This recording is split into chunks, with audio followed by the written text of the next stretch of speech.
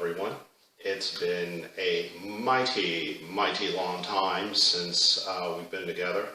The last time I recorded a video, I believe, was June of last year.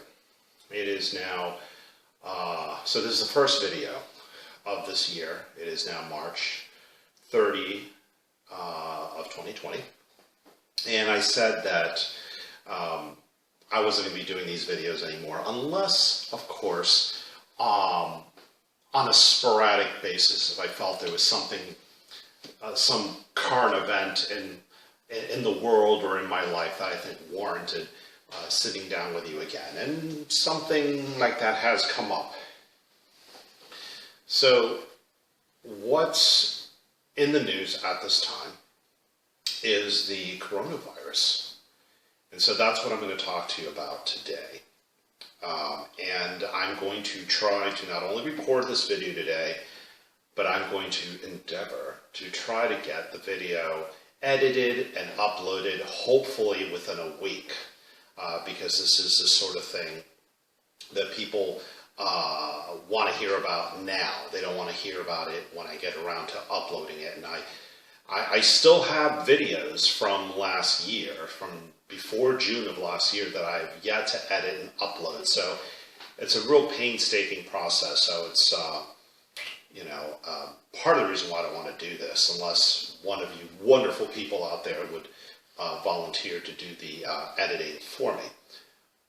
But anyway, yeah, the coronavirus is not something that I'm like itching to talk about, but everybody at this time seems to have an opinion, right? This has been going on since all month long, and maybe even the tail end of February.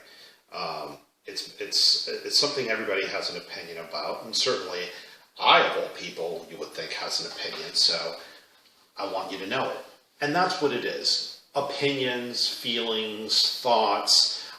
I'm not someone who's in the know about this, all right? So yes, by all means, hear me out and just let it be food for thought.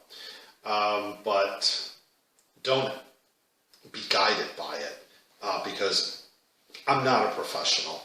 And before I sat down to do this, I didn't even really do any research on it. All I know is what I hear secondhand. I have done some reading and I have done some watching, and I've also done some passive listening where the TV's on in the background and I'm hearing things. But yes, I'm not an authority on the matter at all.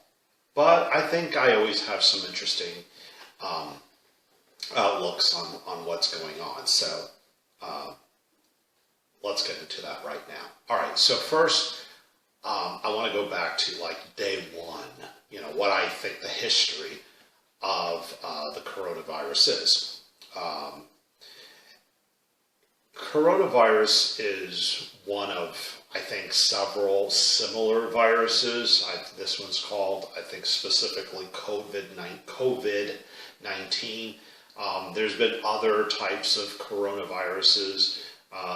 This one supposedly is a new breed of coronavirus, and we started out hearing that it was not a big thing. It really was kind of like the common cold, a little bit of a cough, the sniffles, stuff like that. Nothing to be too alarmed over, but it certainly was affecting older people, those over 50. In fact, it could even be deadly. As time has gone by, it is now affecting younger people. And unfortunately, younger people thought that they were immune to this. And, I tend to believe it's not only because we told them that, but it's also because young people, 20-somethings tend to think that way. So did I. So did you, if you're, already in your 30s and up. We all thought we were invincible back then, and that nothing can stop us. We were indestructible, right?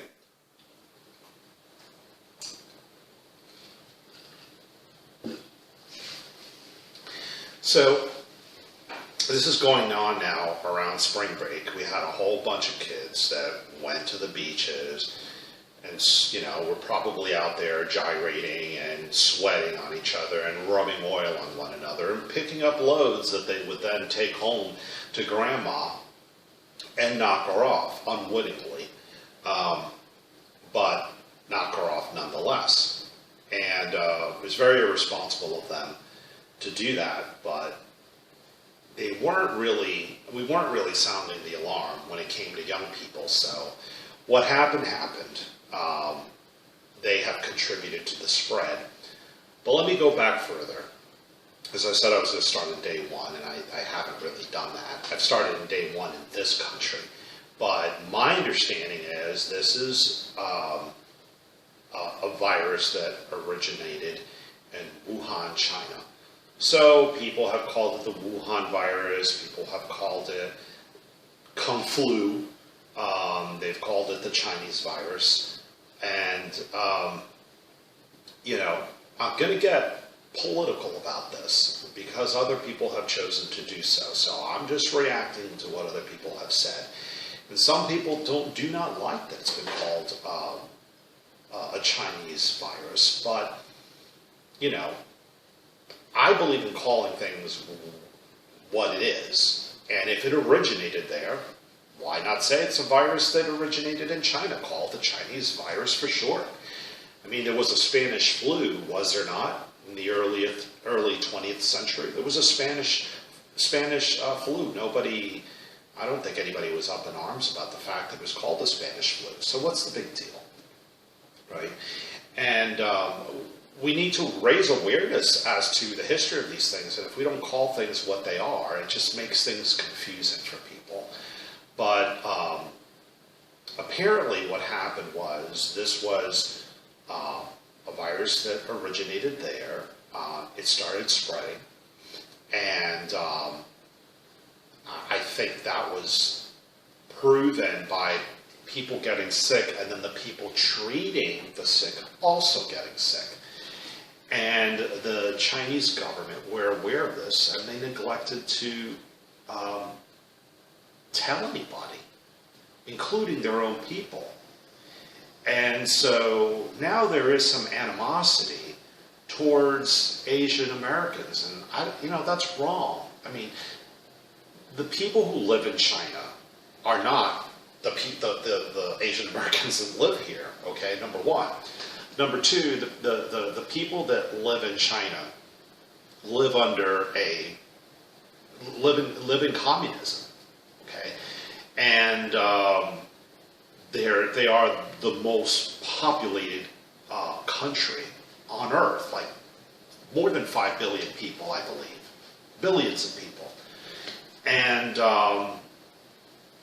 they live under communism. So there's a lot of people going hungry there. You know, things are tough. So the Chinese people, they tend to eat whatever they can find, and so there isn't much sanitation, disinfecting. People get sick. It's inevitable when you have that many people probably living so close together, not eating well, eating just about anything, not being able to keep things clean. It's bound to happen. But I really lay this on the doorsteps of their government, not them. And so we shouldn't be angry with them because they didn't really know this was happening. And once the government knew that it was happening, you would think they would have had a duty to warn their people, maybe close their borders for a while to contain it. But they didn't do that. And people then started, traveling, and then it started spreading in Europe, particularly in Italy, where, again, people live really close together. They have an older population that's more vulnerable to this sort of thing. So eventually it started making its way over here. And, I'm going to fast forward, and then just forgive me if I'm jumping back and forth. But I'm not operating on any written script here. I never do. And I have not rehearsed this at all. So this is just stuff off the top of my head.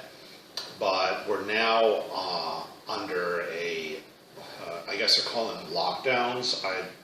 As you may know by now, if you've watched a lot of my videos, I live in Orange County. That is in Central Florida, and specifically in Orlando. And our county mayor has ordered everyone to stay home to try to contain the virus. So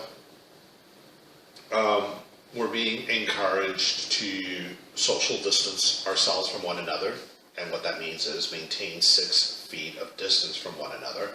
So if we sneeze, or cough, we won't spread the virus, because it can go out of our pie hole and towards somebody else that's within the 6 feet distance. So we need to keep our distance. And supposedly this virus, it could land on countertops and be and live for days, or even be in the air for hours. So we're being told to keep our distance, and when we sneeze into the fold of our elbow, and not to shake hands anymore, but to just do a bump. And you know what? The hell with the bump. I'm not doing it.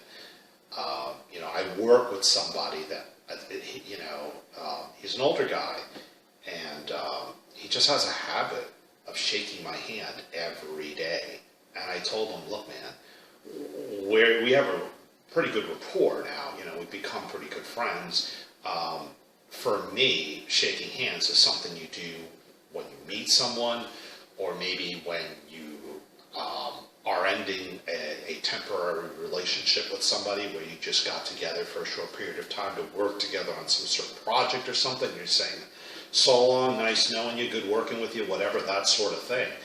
But to be shaking hands every day, I don't want to do that with anybody. And when you're friends, it's actually kind of insulting. You should be more informal. So I did a fist pump with him a couple of days, and then I did the bump, and I says, what, let's just not do anything. There's no need for us to be touching each other. Just say goodbye, see ya. That's good enough. So this mandatory stay-at-home order started last week, and I don't have cabin fever yet because it started on Thursday. I ended up working on Friday, and that's because I'm considered, because I'm in legal services, I'm considered what's called an essential service. And this order that the mayor put out is ridiculous, because just about everything is an essential service. And I fall under like the 20th group of businesses that provide essential services.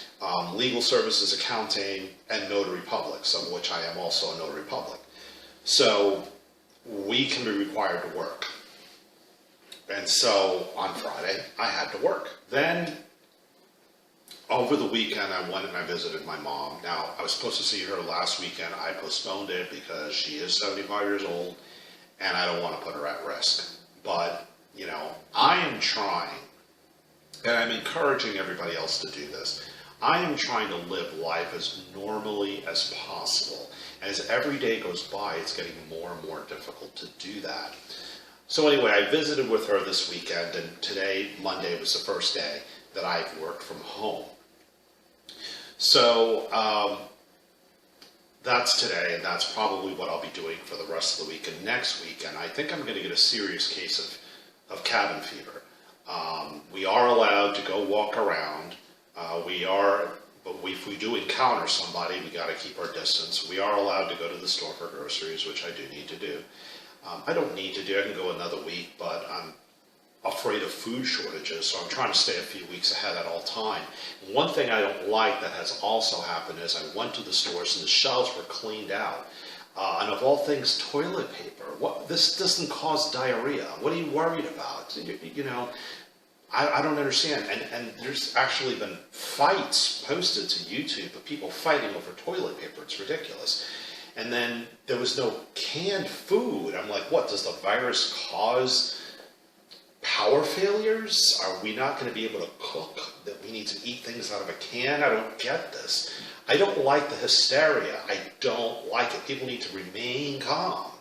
Be vigilant, be careful, but remain calm. You know, I'm getting updates every day about how many people are dying, or, you know, been hospitalized, are dying, been infected, whatever. I've had it up to here. I don't want to hear about it anymore. But we do need to be careful. I do care about people that are sick. I don't need to hear who they are. My prayers go out to all of them. Okay? But I can't cure anyone. So there's no point in me knowing exactly who got sick and how many people got sick. I'm not going to go flocking to hospitals trying to cure people. So anyway, people are in a panic. People are also concerned that the virus isn't the only thing that's going on. There's more to it than just simply a act of nature. Let me get into that now, because I keep reminding myself to talk about it and then I don't. So let me just go ahead and get it out there. And this is what's probably going to be the most controversial thing I say. And it really is a wild theory, a real wild theory guess on my part. I really don't know if this is what's happening. But some people think this. Some people think something else is afoot. And I'm going to give their suspicions some voice now and tell you what I think people are thinking, but haven't really been able to articulate, because it's pretty scary. But, you know, and this is where I got to get political again.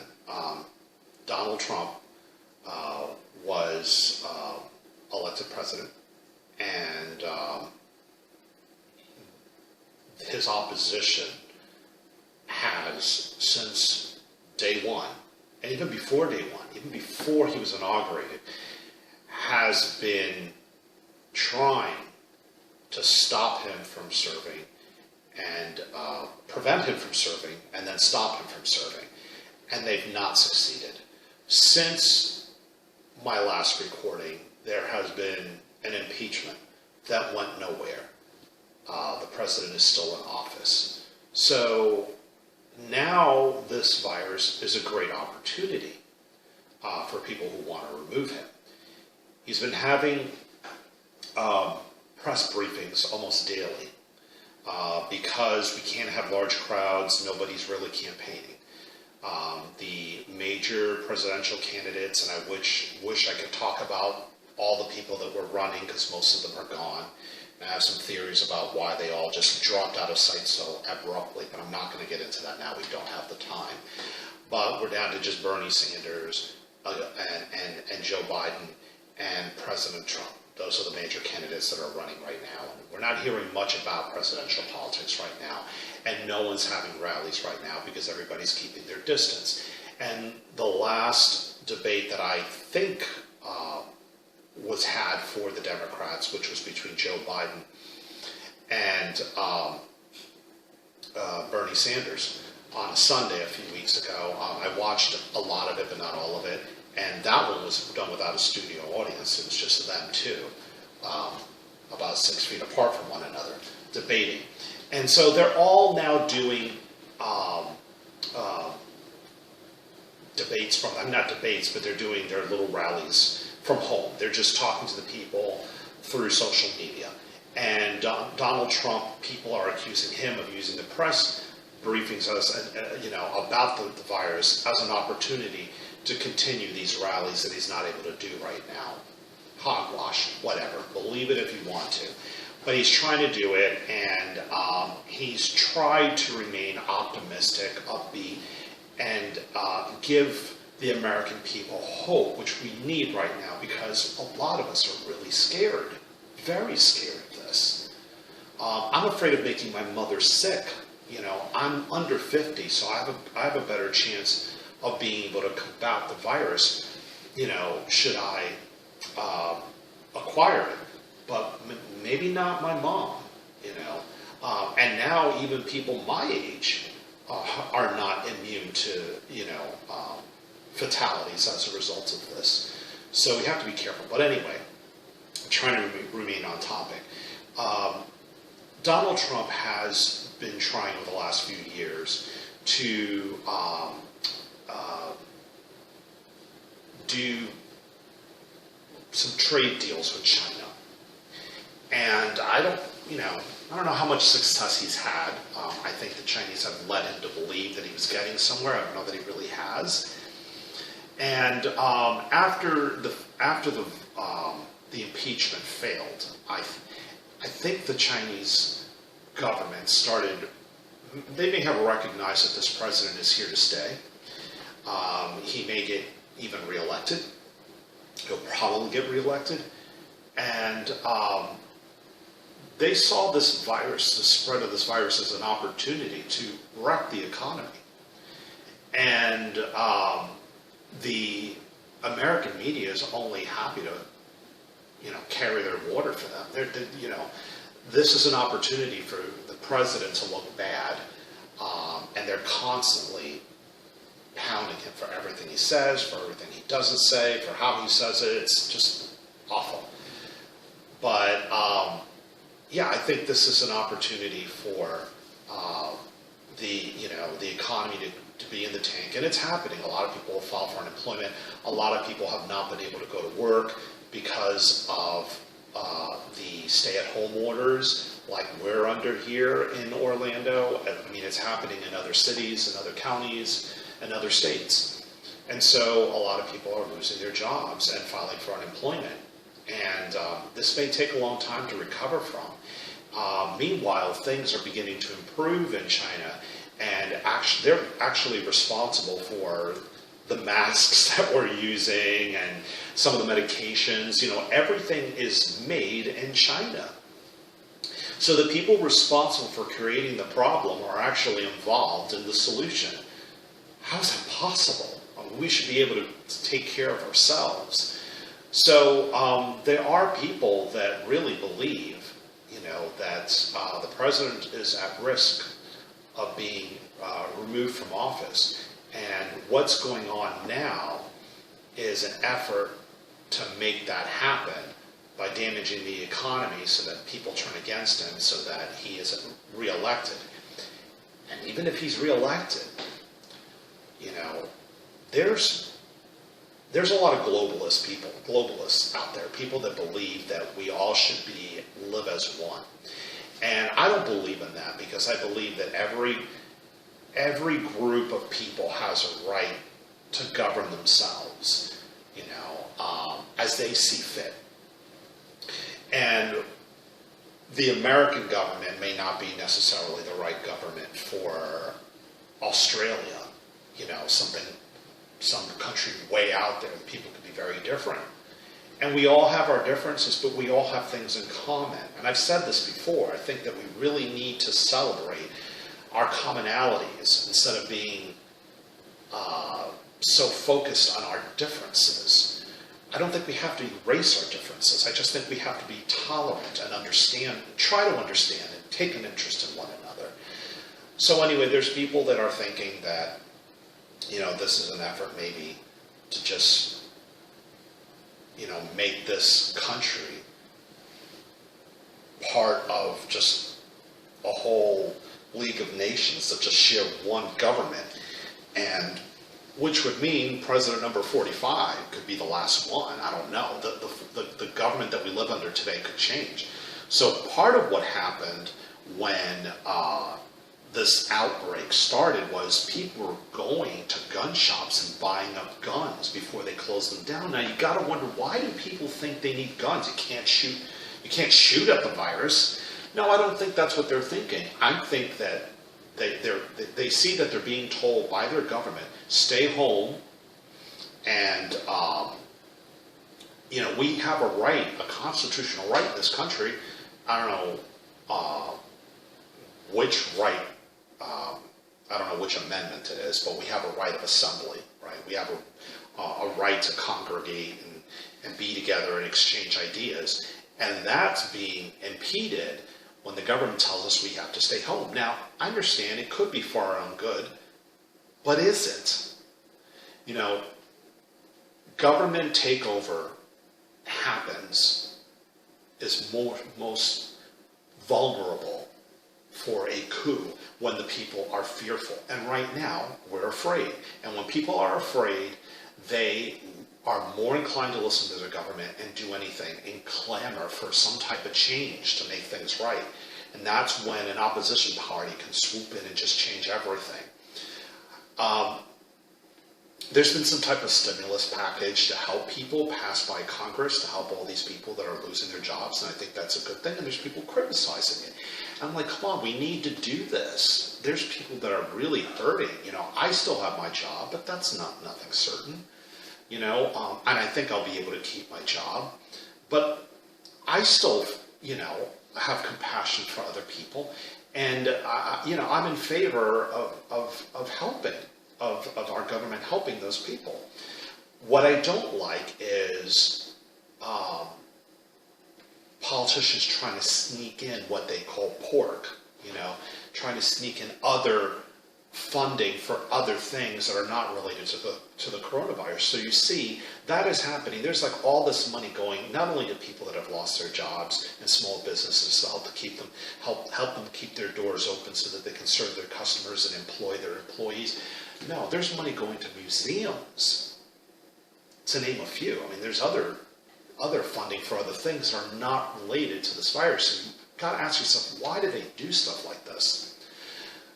But anyway, people are being given money, and it makes people dependent. So right now, people are afraid, and they're depending on government. And when you have a situation like that, it gives more power to the politicians. And, people are just afraid that the politicians are going to